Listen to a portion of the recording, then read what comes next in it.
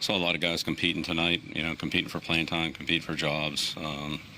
It's impressive to see on both sides, And kind of like last week, this capped off a real good week for us, with the Giants practices and then tonight. It's a good opportunity to, over that course of that time, really, see everybody, give everybody a chance to play and compete against, good competition against another good football team. And so look forward to, seeing the film and seeing how things turned out. But I feel like we made progress through the preseason, and still have some more work to do. Obviously, that's clear, but heading in the right direction. We'll just keep grinding and just kind of see where this takes us. But start to turn our attention towards regular season games now, and know everybody will be looking forward to those. So they'll be coming up soon.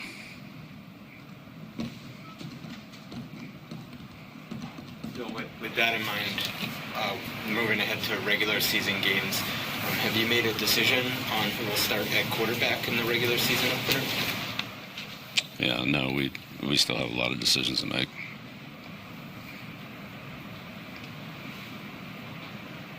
What are you hoping to see in the next couple weeks of practice, Bill, before that first game from the quarterback position to help you make that decision whenever the time comes?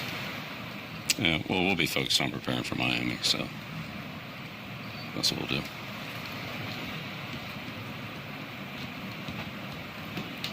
It seems like Devin Asiasi has had a productive stretch in practice and then more tonight. Would you say he's kind of turning a corner after a slow start to the summer? Yeah, well, once he's once he's has been able to participate, he's definitely made good progress. There's a period of time there at the beginning that he wasn't able to practice, but he's gained ground. Still has a long way to go. I'm sure there's some good things tonight, and there were some other things that probably need to work on. That's probably true for everybody. But it was good to see him make a couple big catches and just in general, move the ball. And in the second half, that was good offensive output, running and passing. Coach, what's your impressions of Chase Winovich been since he's gotten back out there on the field? I think similar to what we just talked about with Devin. It's good to have him back out there. He's been able to get back to work and get his timing and improve his techniques and fundamentals in the game. And so it's been good. Again, still has a way to go, but way better than it was 3 weeks ago. So that's good. Bill, after the last season, was it important to win in the preseason this year? It's important to win in the regular season. But what goes into the decision to determine how much some of the top guys, both offensively and defensively, would play in a game like this, given you have this long stretch now before the regular season? Did you feel like just a couple series was enough for them? Well, we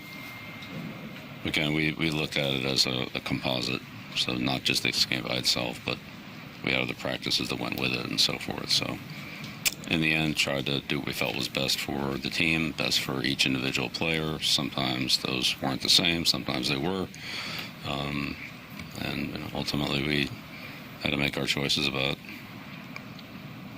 playing time, both in practice and in games, to try to let the guys do things they need to do, but also be able to evaluate things as well. So it's always a balance on that. Coach, how important was that hit by Williams on the goal line to help set up the eventual pass rush by Uche and then the interception by Ross, but just getting them stopped there as far as a teaching moment for the defense? Yeah, it was a great teaching moment, Scott. Yeah, definitely. Every yard, every inch is important, and if you keep them out, at least you make them run another play, and something can happen. We can make a play. They could fumble the snap. They could make a mistake or whatever. So more plays you make the offense run, the better chance you have defensively to you're going to make a play somewhere. So that was a good good teaching lesson and a good, good opportunity there that we took advantage of. D'Angelo made a good catch on the ball and made a good stop on the play after that on the goal line run, and then Jones gave us an opportunity, and D'Angelo made a play. That was great. Coach, there was a moment during the 2-minute warning where James Ferentz kind of pulled everyone in the huddle separately and gave them a hug. It seemed like kind of an appreciation moment. I don't know if you saw it or what you thought of that. Yeah, I think I missed it, Jim. It's probably over there yelling at the officials.